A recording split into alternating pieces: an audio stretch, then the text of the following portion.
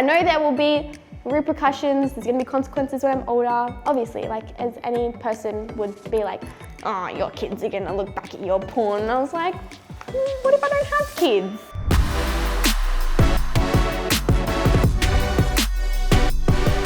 My name's Naomi, known as I'm Own 24/7, and I've been working in the sex industry for a year now.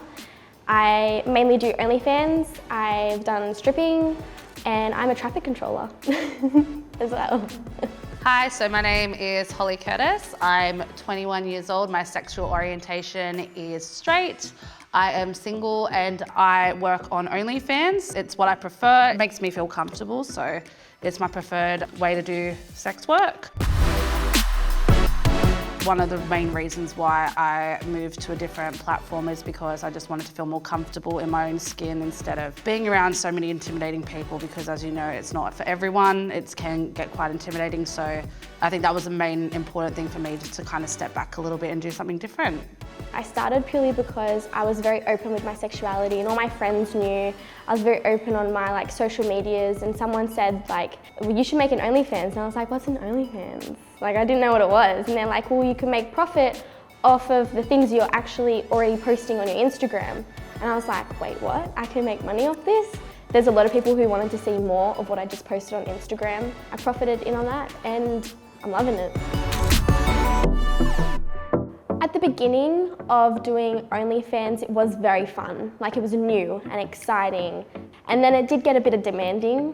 People wanted this now, or a time limit for something. And it did give me a lot of stress. But overall, that's like any job. You have targets and deadlines. So I guess I just sucked it up and realised that this is an actual job. I'm on it maybe 8 to 10 hours a day, checking through everything, statements, posting, responding to custom requests, responding just to requests in general, responding to people's needs and stuff like that. So I am always on it, and I don't ignore people for more than a day. If I'm off for it over the night, it'll only be from literally from when I go to sleep to when I wake up. I put a lot of pressure on myself as a person. I've always have. It's been it's a generic trait for me, unfortunately. It doesn't go away, but especially with OnlyFans and how it climaxed so high in 1 month, it was okay, I really need to bust my ass down now if I want to do this every month. It needs to be better. There needs to be more. There needs to be, something else to be on my page that's not there. It's just that constant go, go, go, go, and you can't ever stop. I promote on TikTok. It's a very, very good way to promote yourself. I posted this one video of, you didn't see anything, it's fully clothed, but I had a vibrating butt plug in and I had someone controlling it while I walked around Westfields. I posted it and I was like, it's a funny video. And it got 10 million views within 24 hours. And that day, I was working my traffic control job, I was sitting there and I was like, what the fuck? I just made 7 grand on OnlyFans in 24 hours. And I was like, what? I feel like OnlyFans is now starting to change it a lot, because a year ago you'd see people post memes about OnlyFans, or she's an OnlyFans chick, she's this and she's that, and I just feel like that was a massive stereotype, and I was one way back, maybe 2 years ago. I was one of those people, and I'm not afraid to admit that, because we all had those thoughts once upon a time. We all thought we would never be doing what we're doing today. But when you sit back at it and look at it now, it is changing. It's been a slow process where it's been changing, but now it's more so the fact that people are starting to acknowledge it in a way where we're getting respect from it now.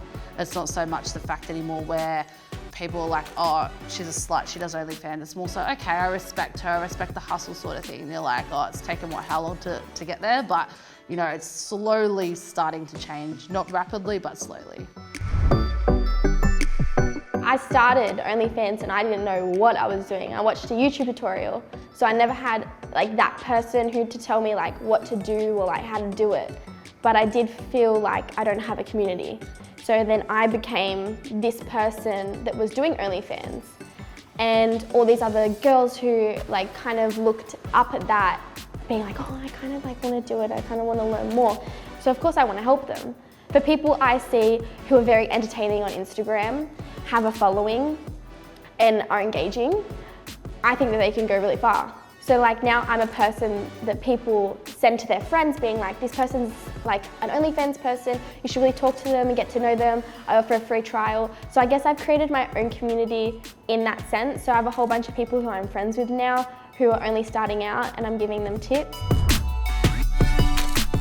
I can definitely say when you go home, like after work, it can be exhausting. It gets exhausting. More OnlyFans than waitressing gets exhausting because you are getting paid to reply to people. You're getting paid to upload content every day. And if you don't meet those standards, unfortunately, like people will unsubscribe. And that's like sort of the way I see it, as a punishment for you not being active. I would say when people unsubscribe to your profile, that's the real punishment. And it is quite disheartening because you want people to stay subbed, you want people to enjoy your content. So with that, I would say OnlyFans is definitely more exhausting than waitressing. With waitressing, you do it like maybe on a Saturday, Sunday night, even like a Thursday and Wednesday, and you'd go home and you'd be like, okay, I can chill out now because I've made my money that I needed to, and it's like more relaxing. You're not having that like constant worry about the OnlyFans content and what you've got to bring out and how you've got to make everything new and everything different. So for me, definitely OnlyFans is more exhausting than waitressing.